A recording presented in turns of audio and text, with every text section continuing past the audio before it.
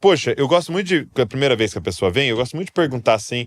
Como é que foi o seu encontro pessoal com Jesus, né? Você já vem de uma família de cristãos, são os pais cristãos? Se sim, como é que foi o seu encontro? Bem, a minha família é de tradição católica, né? Sempre nos levando para a igreja. As memórias que eu tenho de infância são essas. Sim. Desse contato. Então, praticante mesmo. Isso, uma família bem praticante no catolicismo, né? E eu adoro falar sobre isso porque, para falar da minha conversão, eu falo da conversão da minha mãe. E ela começou a participar de um grupo de estudos na Igreja Católica, né? Alguns colegas ali tiveram essa brilhante ideia. Isso em Fortaleza. Fortaleza, isso. Legal. Fortaleza ainda. E comecinho da década de 90. Então, eles se reuniram para estudar a Bíblia e começaram a ter outro entendimento acerca da palavra, né? Então, daqui a pouco, inclusive, eu estava até com a minha mãe esses dias e ela estava relembrando, contando essa história, né? Que eu já ouvi algumas vezes, mas tiveram uns elementos novos aí. Então, ela conta que já não conseguia mais permanecer ali naquela comunidade. E aí, paralelo a toda essa descoberta… Então, ninguém estava evangelizando eles? Não. Eles reuniram para estudar a Bíblia? Dentro da Igreja Católica. E começaram a chegar em conclusões. Exato. Ela já começou a questionar, mas a palavra não fala isso, a Bíblia não fala isso.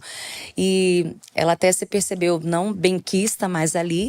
Só que o interessante é que ela teve esse encontro com Jesus, né, ao estudar a palavra.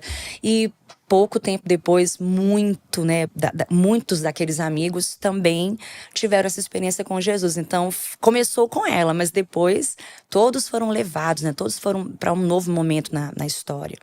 E então, paralelo a esse tempo ali de estudo bíblico, uma igreja perto da nossa casa estava sendo levantada, uma igreja batista. Era sustentada, né, toda levantada pela missão norte-americana.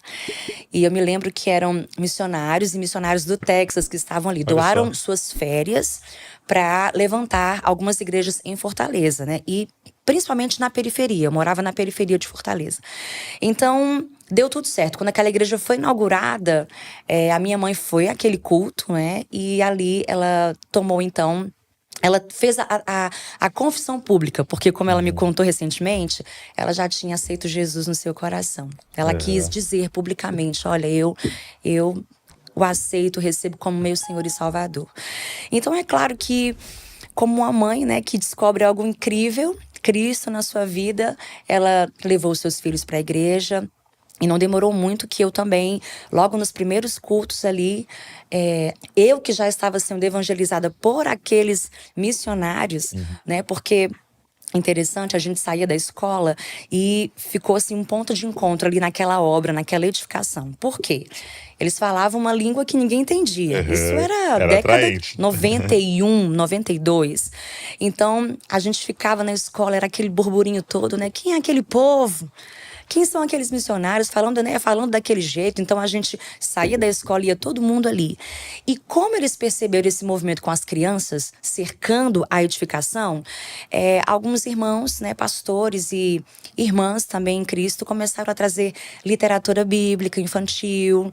Então, quando a igreja inaugurou, a gente já estava assim, uma super simpatia, né, com aquele povo. Então, a minha experiência com Jesus se deu dessa forma, olha, naquela igreja. E aí você tinha quantos anos? Eu tinha 12. 12 anos. 12 anos. Eu já tinha uma vivência com a música desde os 7 anos de idade. E, inclusive, a minha mãe era a empresária. A gente tinha um grupo cover, né? Nessa mesma escola. Tudo aconteceu nessa minha escola. Tudo. Muita história, né? Então, era um grupo de amigos e a gente se reunia, se preparava, ensaiava exaustivamente, né? Pra copiar, né? Todos aqueles artistas infantis. Então era cover meio geral. Geral, sabe? Então, o pessoal aí da década de 80 vai e saber o que eu tô falando. Quem que era? Xuxa, Angélica, Mara, Trem da Alegria. Legal. E a gente foi se aperfeiçoando tanto, ganhando concursos. E aí você tinha, a partir dos 7 anos? Desde os 7 anos já trabalhava. E aí você ia viajando A o quê? a gente atendia basicamente Fortaleza e Tá. alguns lugares do interior do estado. E em que eventos, assim, acontecia? Aniversário de criança, alguns eventos promovidos pela Secretaria de Cultura do Estado, né? Enfim, promovidos pela prefeitura. A coisa estava crescendo tanto que, para você ter uma ideia, quando chegava semana de prova, né, e a gente tinha também uma agenda já bem, sabe, É intensa, mesmo? as provas eram aplicadas na nossa casa. Porque a gente tinha todo esse trabalho. Então, a escola não é que tivesse um tratamento diferenciado com a gente, mas entendia Se que adaptou a gente ali. estava no momento e também, de certa forma, a gente promovia, né, a escola. Aham. Então, enfim, eu já tinha todo esse trabalho. Então, quando eu me converti ali na igreja, né, passado um tempo, depois de ser discipulada, não foi logo de imediato. Uhum. E eu acho importantíssimo falar isso, porque a gente vê hoje, né, as coisas sendo tão atropeladas.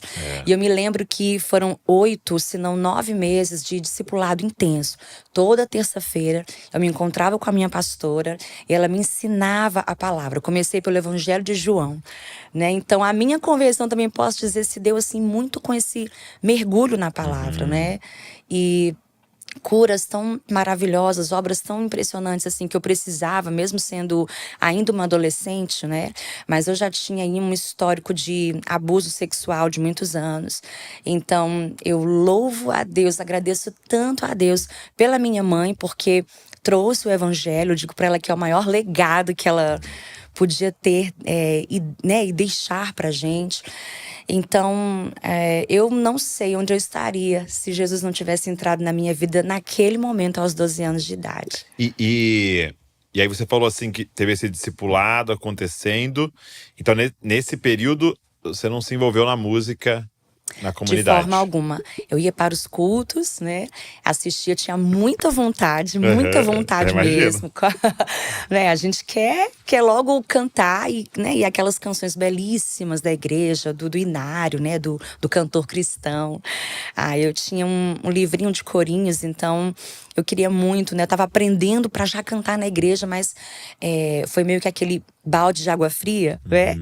E eu fui colocada nesse lugar de ser cuidada, de ser apresentada a palavra, a doutrina batista também, né? Então, depois desse tempo, depois de quase um ano assim, foi que eu comecei a servir, né, no Ministério de Louvor da igreja local. Que Ali. legal. E isso é um negócio tão importante hoje, assim, aqui na família Desascope, a gente tem tentado, assim, seguir isso, né? O ponto de partida do servir não ser o dom, Uau. né?